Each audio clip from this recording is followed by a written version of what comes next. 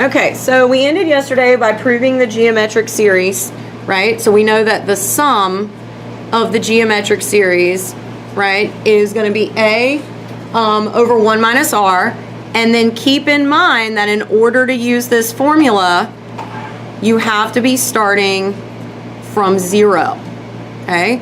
So remember, A cannot be 0, and whatever value R we pick, the absolute value of that needs to be less than 1. So if we're not indexing from 0, I'm going to show you a way around it, but just always check when we give you formulas and stuff, make sure you're checking the conditions, that you're using it in the appropriate situation. All right, so let's look at some quick examples working with the geometric series. And sometimes when you're given a problem, you may have a geometric series and you may have to rewrite things to make it take the form that we want, right? So what I need here is I need a coefficient, which can be anything, and I need essentially a fraction raised to the n. So if we want to put this in the form that we've been given here, and we are indexing from 0 in this problem, so that's good, well, I can rewrite this as 3 times 1/2 all raised to the n. So my A is going to be 3, and my R is going to be positive 1/2. So that means, since we've met the conditions, that means the sum of this is just going to be 3 over 1 minus 1/2. 1 minus 1/2 is 1/2, and when you divide by a fraction, right, we multiply times the reciprocal, so this entire series just sums to 6.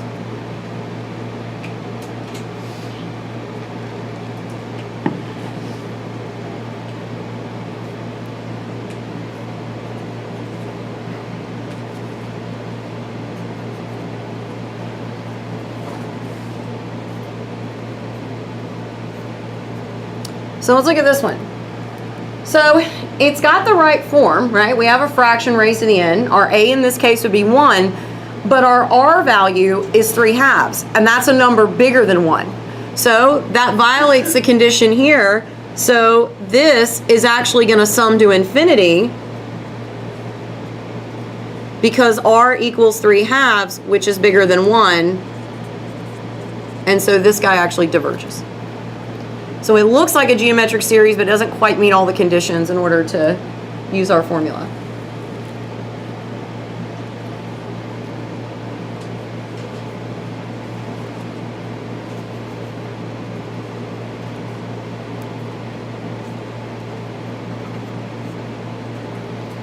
However, this one works out just fine.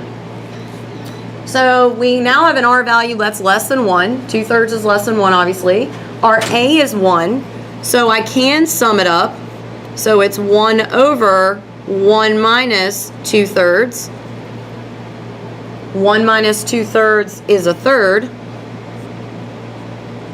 So when we multiply times the reciprocal, we get that this sums to 3. So if we can find the sum, it converges.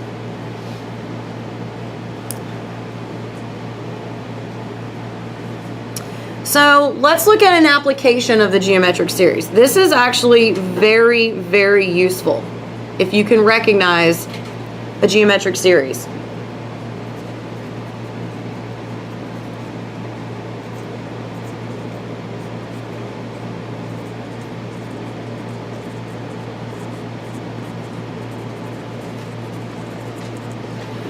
So let's say that you're doing something involving programming. Right? And this is something that I might have done in grad school because in statistics we do a lot of probabilities. Those numbers are between 0 and 1, and sometimes when you calculate a probability, right, it's possible when you divide two numbers that you get an irrational number, right? An irrational number are numbers that the decimals just go on forever, okay? More specifically in this problem, these decimals repeat. So the way that you would express this, if you guys don't remember how that little bar works, it's saying 08, 08, 08, right? 08 forever equals 0.08 repeating, right? So if I'm programming, it might be very difficult for me to try to express this in code that these numbers go on to infinity, okay? But if there's a way I could write this as a ratio of two other numbers, well, then that I can easily program into a computer. I can usually say the integer of, n over d, right? If I can come up with a whole number integer. So believe it or not, we can actually use the geometric series, come up with the sum, and then that will provide us with the ratio of numbers we need. So, when we're still dealing with computers and coding, trying to take things out to infinity can be an issue.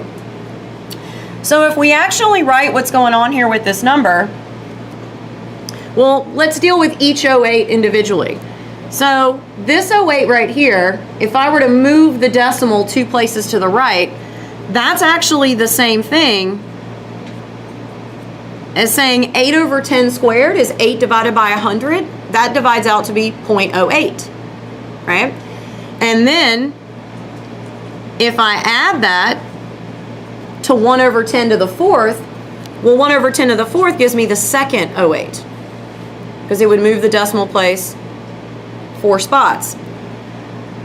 And then 8 over 10 to the 6th would give me the next set of 08s that I need.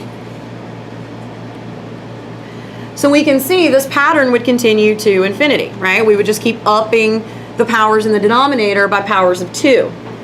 So if we look at this, I can actually factor in 8 over 10 squared out front.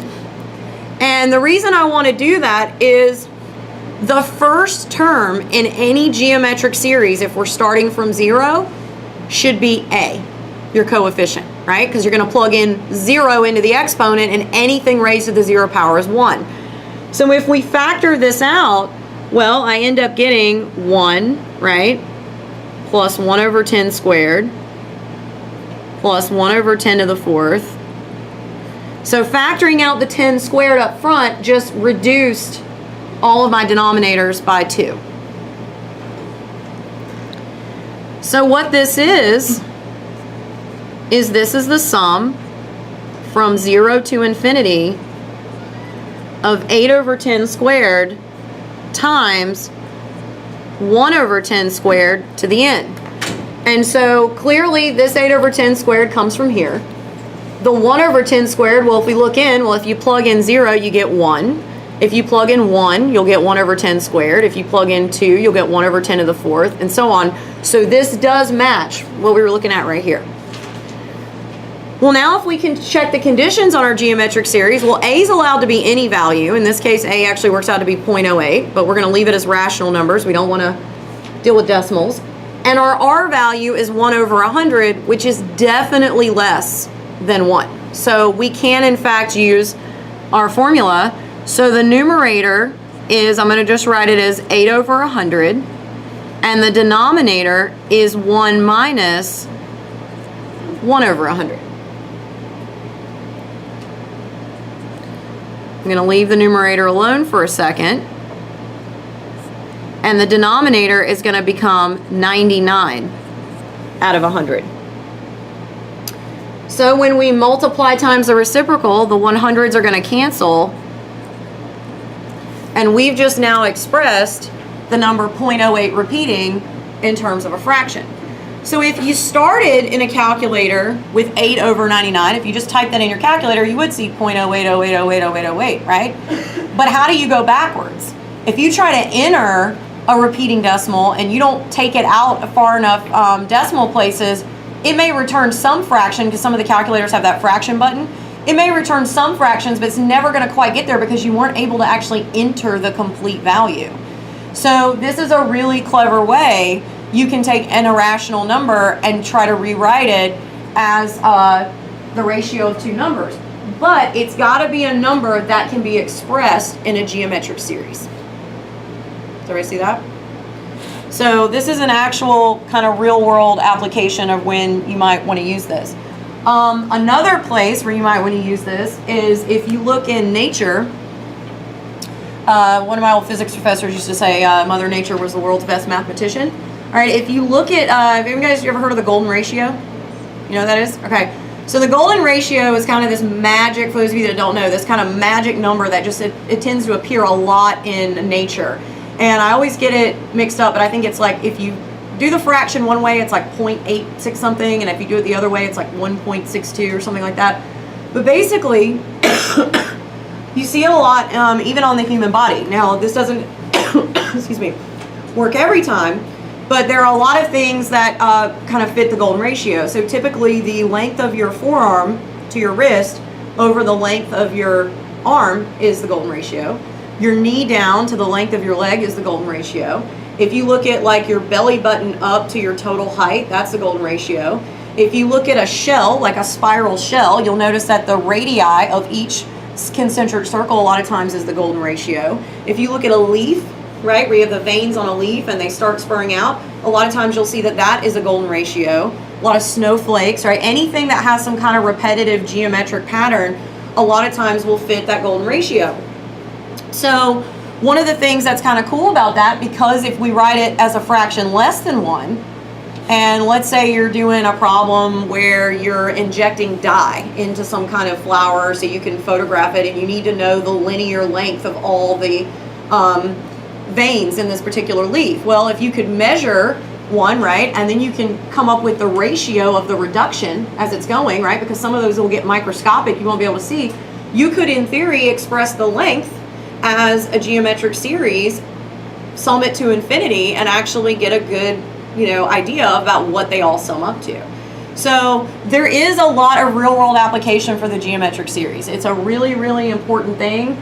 It's used in biological sciences, physical sciences, computer science, statistics. We talk about it. So this isn't just something crazy that we just make you learn to punish you. It actually has a real good use.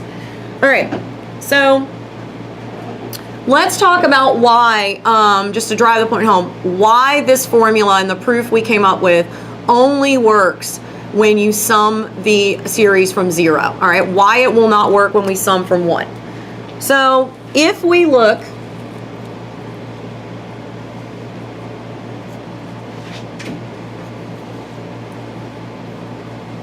at the series summing from 1 to infinity of 1 over 2 to the n.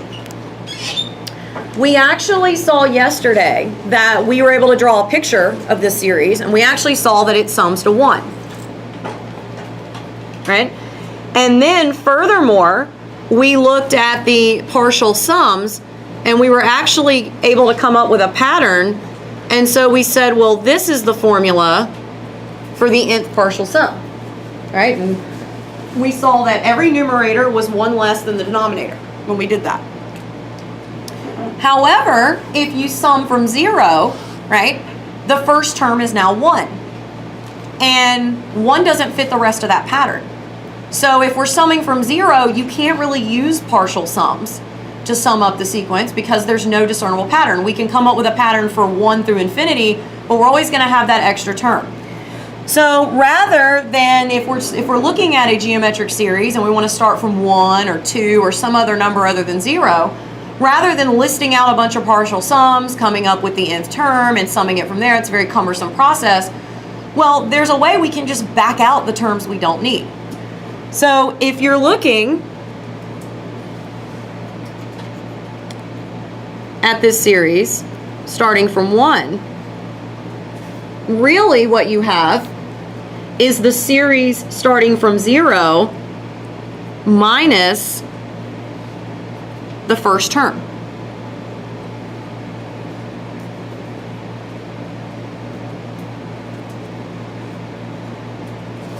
Right?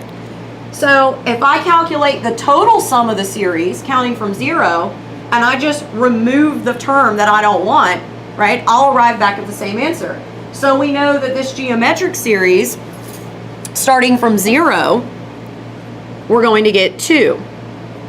And if I subtract off the first term, it does in fact give me 1. So what we're saying here is that any geometric series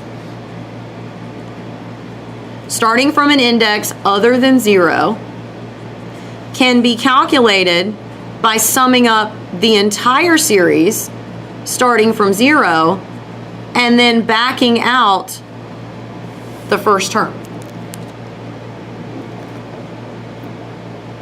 So this included the 0th term, this excluded the 0th term, so I back it back out from the beginning. Does that make sense? So if you actually list this guy out from 0, right, we get 1, 1/2, 1/4, 1/8. But if you start here, you start with 1/2, right? So we start after 1. So this includes that initial 1 value, and if you just subtract it from your result, now you've got the sum from 1 to infinity. All right, and we're going to do some examples of this so you can kind of see what's up.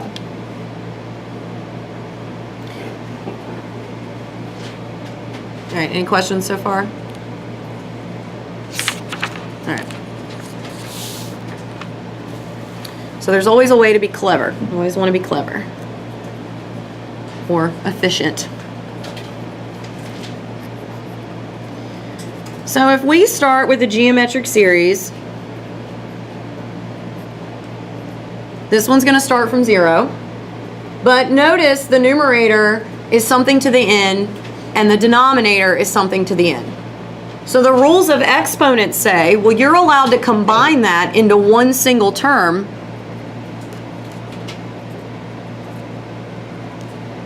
And this is the exact same thing as saying negative 1/5 to the n. So these 3 examples we're about to look at, you're going to see that you can do some manipulation to make it look like a geometric series. So they may be hiding in plain sight sometimes. So R is allowed to be anything we want it to be as long as its absolute value is less than 1. So negative 1/5 is, in fact, has an absolute value less than 1. However, when we sum this up, you make sure you have to use the appropriate sign. So our A out front is 1, and this should be 1 minus R. So it's going to be 1 minus a minus 1/5. So you'll actually end up adding when it's a negative R value, because we're subtracting a negative number. So the denominator is going to be 6/5, right? And when we divide, the fraction flips, and we end up getting that the series sums to 5/6.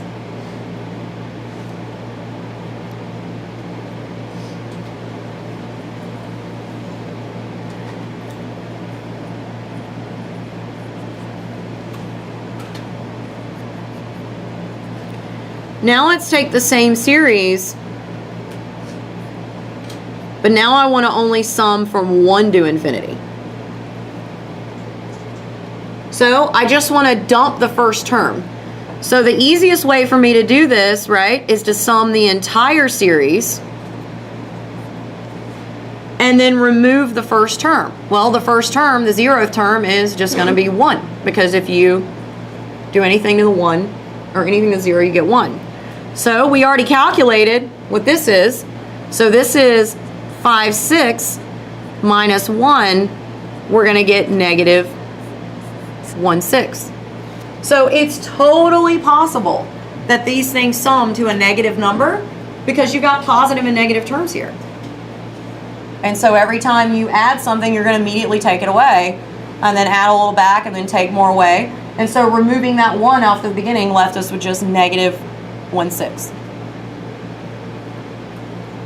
Okay. Similarly,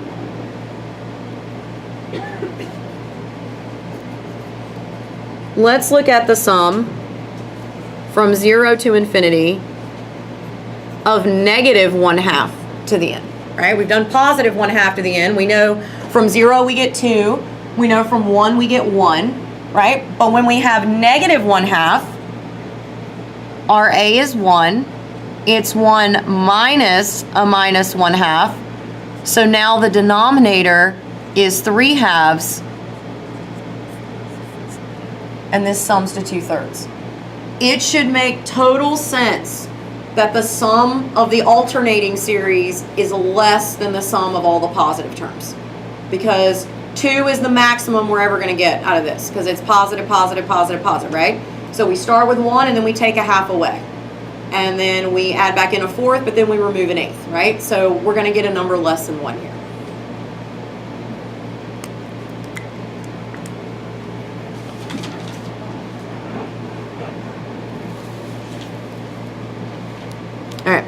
So let's look at some properties of infinite series. Right? Because you know it's not going to be that easy all the time.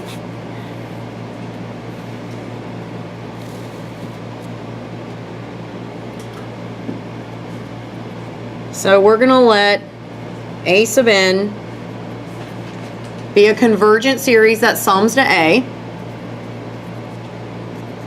and B sub n be a second convergent series that sums to B. So just like everything that we do, we have a constant multiple rule, and that says if you multiply the original series by a constant C, well then you're allowed to factor the C out front, and so it'll just end up being C times A.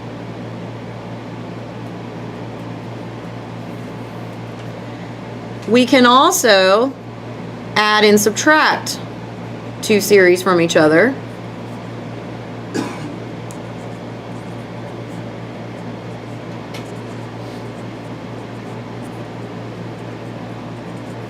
And you'll notice here there's no multiplication rule and there's no nice product for division, because we're multiplying an infinitely long sum of numbers times another infinitely long sum of numbers. So if you guys thought foiling was bad, this is like that times a million, right? Because you would have to distribute every term across, and so there is no handy, nice, neat, quick way to multiply two series together, okay?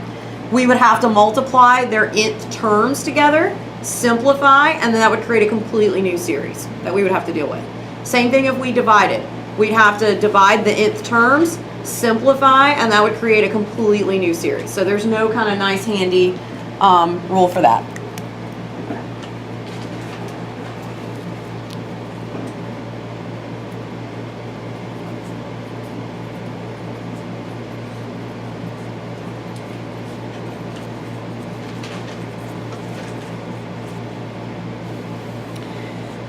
So we mentioned yesterday when we first introduced series that the only way you have any chance at all at a series converging is that the limit of the nth term has to go to 0. That at some point you just have to end up adding a bunch of zeros, because otherwise you're going to always end up in infinity. So that actually goes the other way.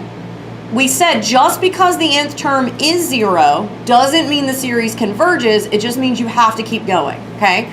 If that nth limit is non-zero, you can shut the whole problem down, right? Well, we can say the counter argument, though, will always work. If we know a series converges,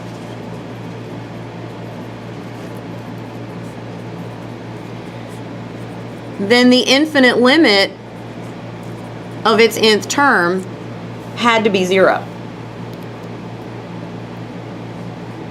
So with these if-then statements, you've got to make sure you're doing them in the right order. You can't automatically reverse the statement unless we tell you it goes both ways. So this does not go both ways, right? If you know it's a convergent series, then we know the infinite limit goes to 0. And that's useful, because if you're doing a problem and I tell you that this series converges, right, but it's not something you could really calculate the limit on, well, one of the things you automatically know about that series is you know the value of that limit had to be 0. Even if you can't calculate it directly, that's the only way you can get a convergent series. Conversely, if the limit, right, of the nth term is non-zero, then we can say the series diverges. So it seems so silly and obvious now, but as we get deeper and deeper and deeper into this stuff,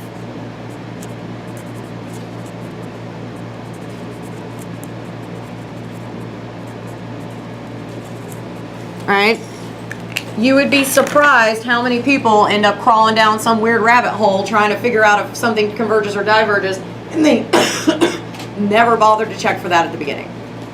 So if you check for that, and it's just, it's a gut check, and after you look at limit after limit after limit, sometimes you can just eyeball it and see, oh, it's a non-zero limit, I'm done, shut the whole problem down.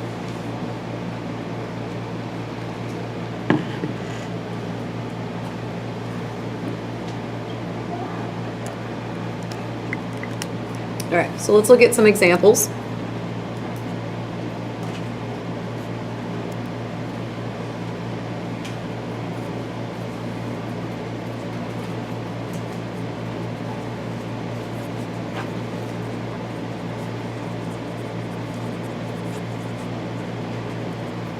So do the following series converge?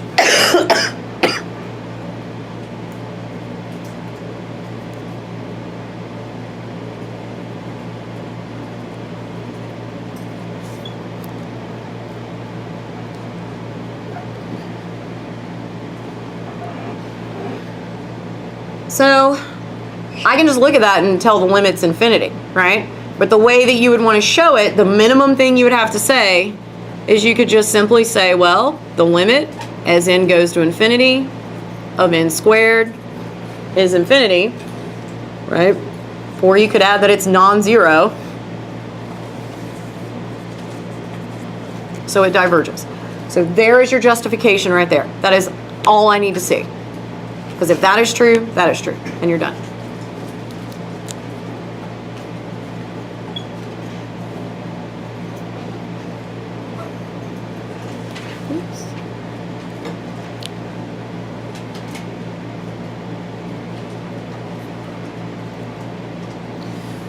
All right, what's the limit of that? It's 1, right? So the limit as n goes to infinity of n plus 1 over n is 1, right? That's non-zero, so it diverges. So the reason I wanted to show you both of these examples is for some reason a lot of times students think that if they get anything other than infinity, then it's okay. And it's like, no, you're only allowed to have 0 on this test. So if you get anything not equal to 0, just shut it down, you're done. It's never, ever gonna converge.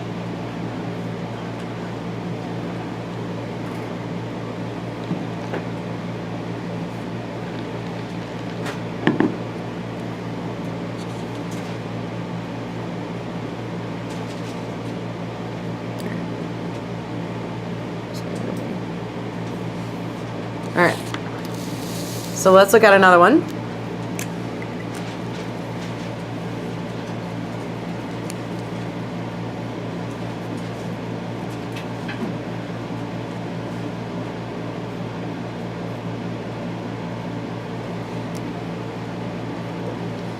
Is that going to converge or diverge?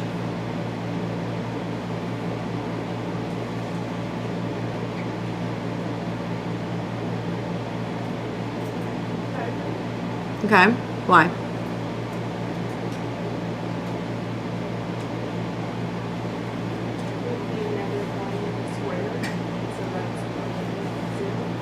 Well, this series is going to alternate between 1 and -1, right? So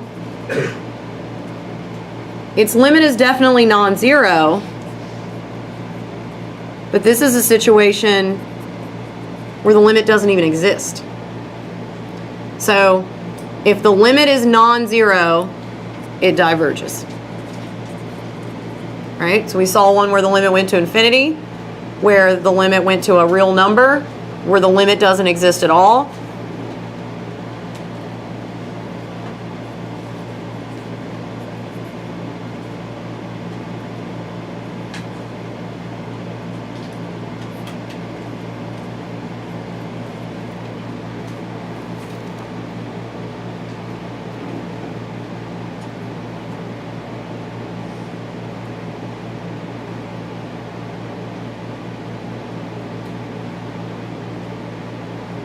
So what's the limit of this?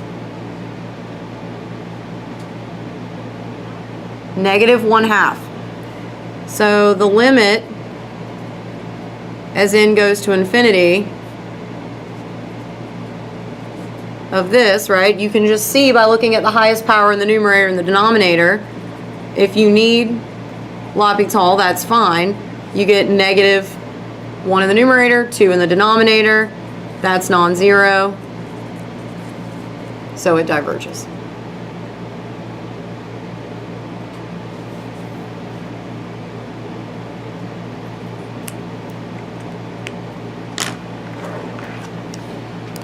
All right, so I want to do one more problem in this section. It's sort of another like applied example, just to show you where this is kind of useful.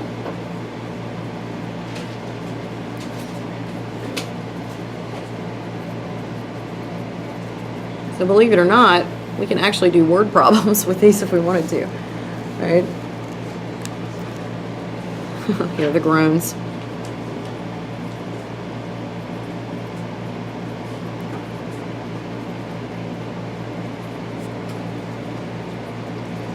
I don't know, I was always the kind of student where I was like, I mean, this is cool and all, but what can I do with it? Even if I knew I would never do it again, I just wanted to know it was useful.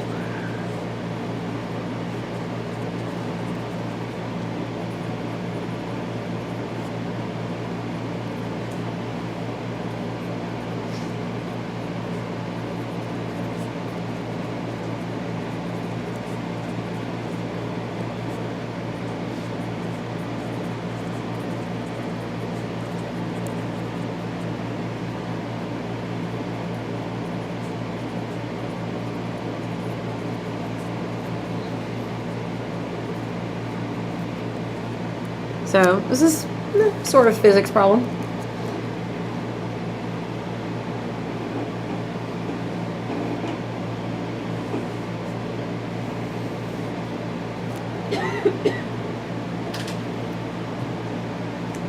All right, so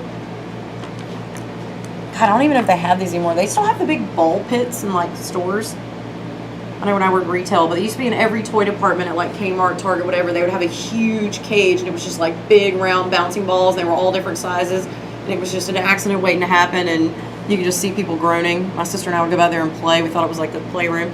All right, so basically just imagine one of those red, or not, it doesn't be red, but one of those bouncing rubber balls, right? So we're going to start it from a height of 6 feet, and we're going to bounce it, but we know eventually it's going to stop bouncing, right? Gravity's going to take care of that for us. So what's going to happen here is we're going to start the ball at a height of 6, and it's going to come down and bounce, but its next bounce only comes to 3/4 of the previous height, right? And then it'll happen again, and then again, and again, until the bounces become infinitely too short, and then it'll eventually stop bouncing altogether. So what makes this tricky is we start with half an arc, right? So by symmetry, whatever height the ball goes up to on its second bounce right here, right? So whatever height it goes up to here, it has to travel the same distance back down. But this first height, we only get the half a bounce. So I'm going to call this first arc like D1. We'll make this distance 2, D3, D4, etc. So this absolutely is an example of a geometric series because we know that every subsequent bounce is only 3/4 of the previous bounce, and that's going to give us an R value less than 1, and we can actually sum up the total vertical height. So if we look at this,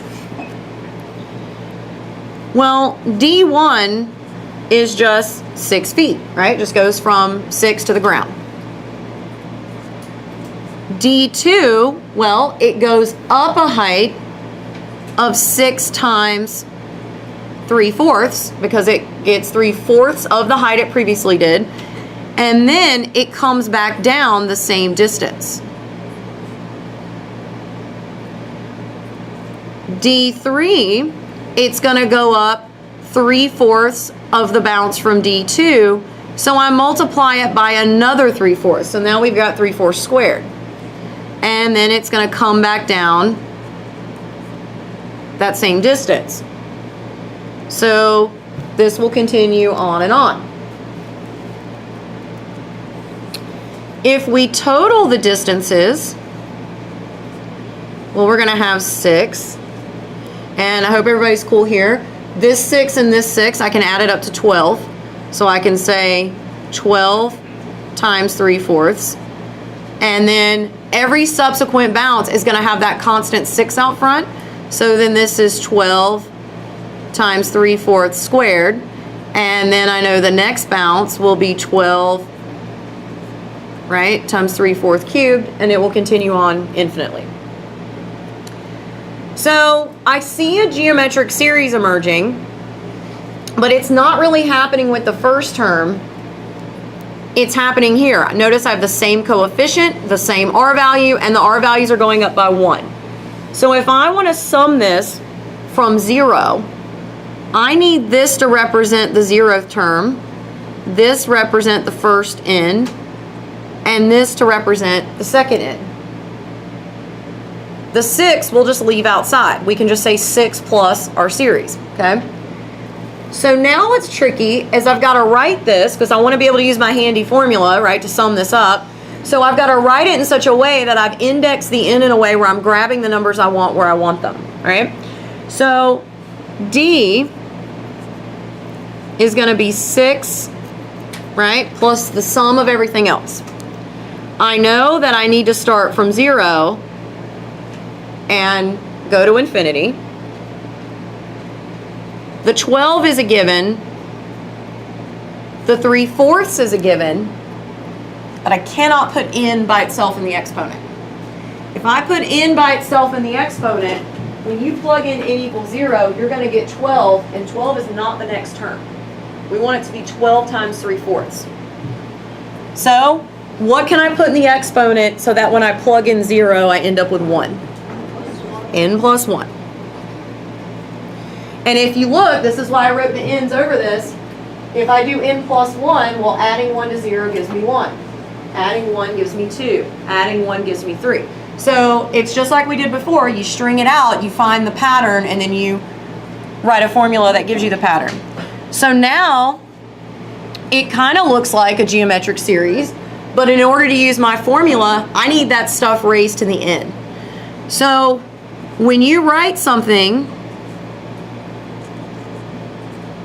times n, or raised to the n plus 1, what you're really saying is 3/4 to the n times another 3/4, right? Because that's when you have the same base, you add the exponents together.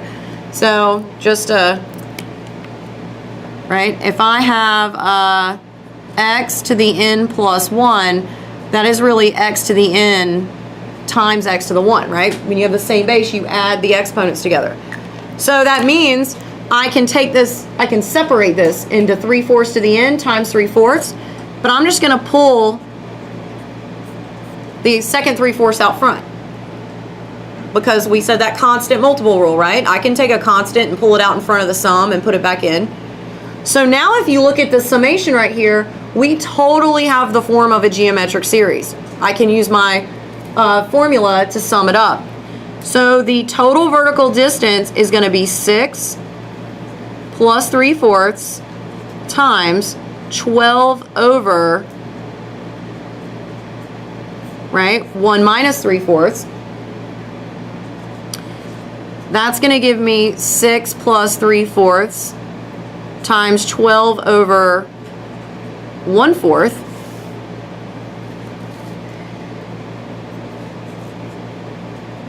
And when I multiply or divide by this fraction, I'm going to get 48 in the numerator. So I have 3/4 times 48. And 3 times 48 divided by 4 works out to be 36.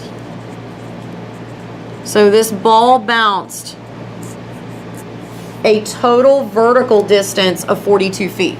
So that is the sum of every down, up, down, up, down, up, down, up, right?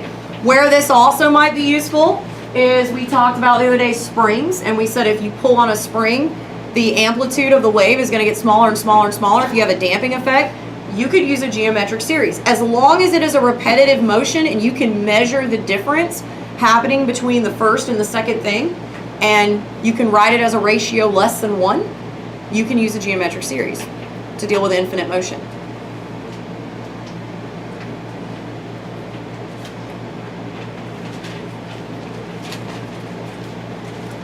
All right, so we have 9 minutes. I'm trying to decide if I want to. Let's not.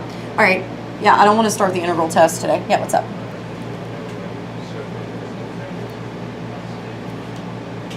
I'm so sorry. Can you flip that? I can't hear. It's too loud. Just flip it off for a second. Thank you. Sorry, go ahead. So if it had a different initial velocity, like wouldn't that cause it to go farther or shorter, and like we're not taking that into account? Yeah, so what you're asking is, would the velocity affect this? So our problem, we started it from rest. We just let the ball go, right?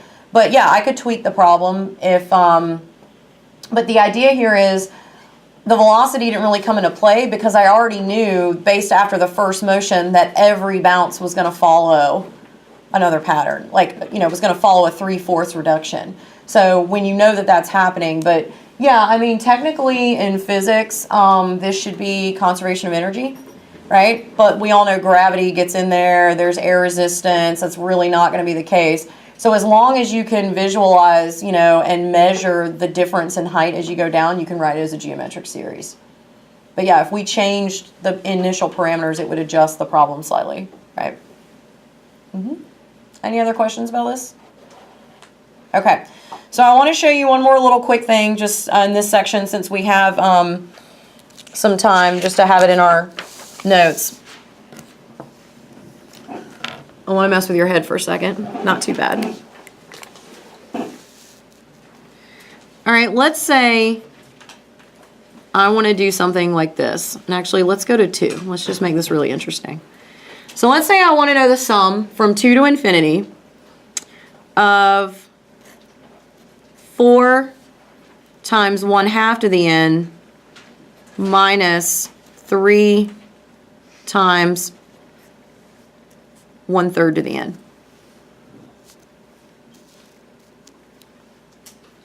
So notice I'm starting from 2. If I want to use my series, I have to start, or my formula, I have to start from 0. But what I actually see here is the difference of 2 geometric series.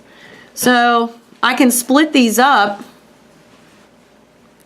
and I can calculate this one separately from this one.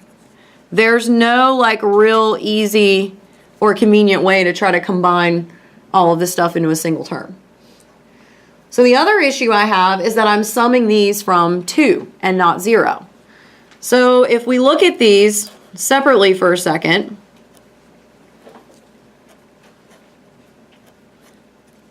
all right, the first couple terms of this series would be, when we start at 2, we would get 4, right, times a 4th, plus 4 times an 8th, right, and so on.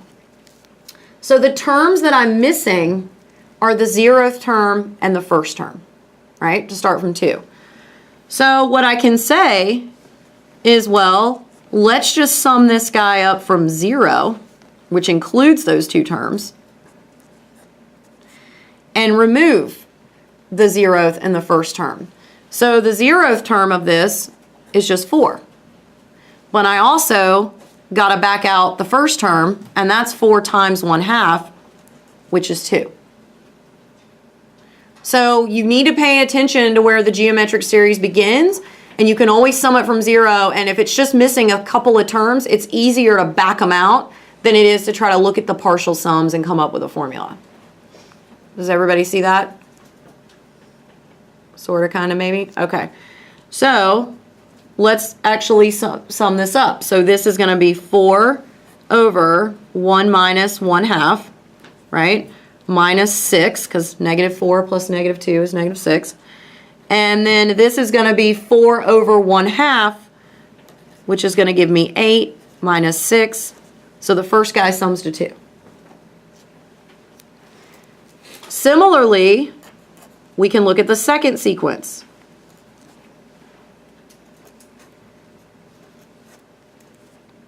And I'm going to have the same issue here. So let's sum it up from 0 and back out the first 2 terms. So the 0th term is just 3. And then the first term is just going to be 1, because it's 3 times 1/3. So 3 over 1 minus 1/3 minus 4. 1 minus 1/3 is 2/3, and when you divide by the reciprocal, you're going to get 9/2 Yep, 9 halves minus 4. And so that's going to mean 9 minus 8, which is 1 half. So that's just the sum of the second part. So to compute the original answer,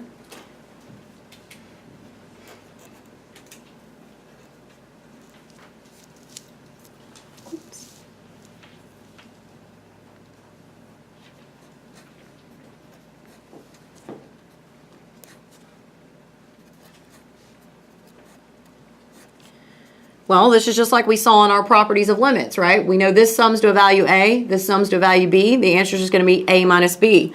So it's 2 minus 1 half, which gives you 3 halves. So these geometric series we can give you in lots of different forms. They can be hiding in plain sight. We can take the sum, we can take the difference. So when you identify one, you're supposed to get excited because it's a really easy formula to solve. We just may have to manipulate it and do a little bit of adjustments to the calculations to make it work out for us. All right, so we'll do the quiz. You got that ear back on. I'm just going to write down the problems so that way the camera can grab them too. And then you guys can break up into groups and work on them.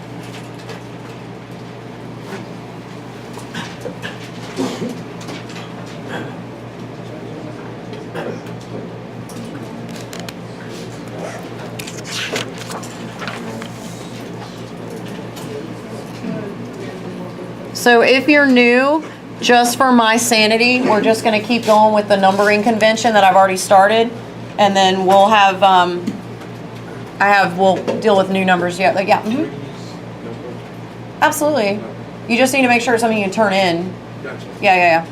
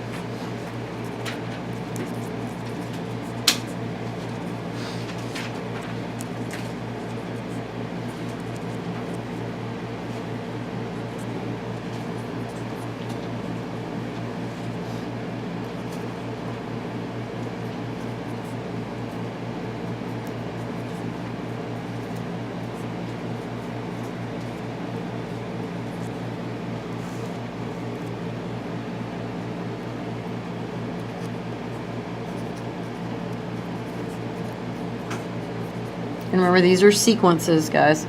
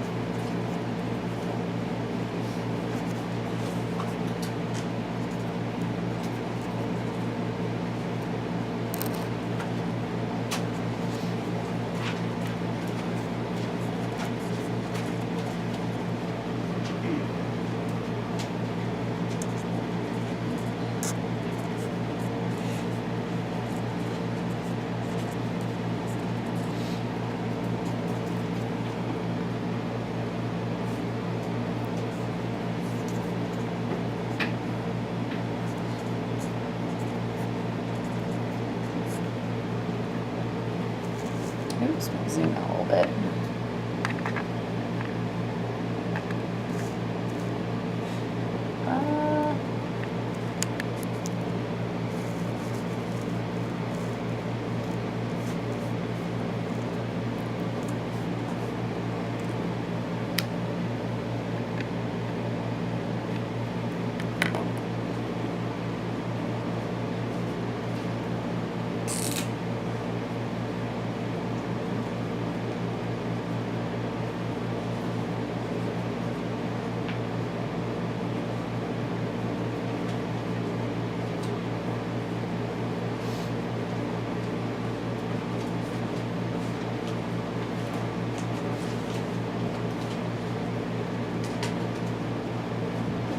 Okay.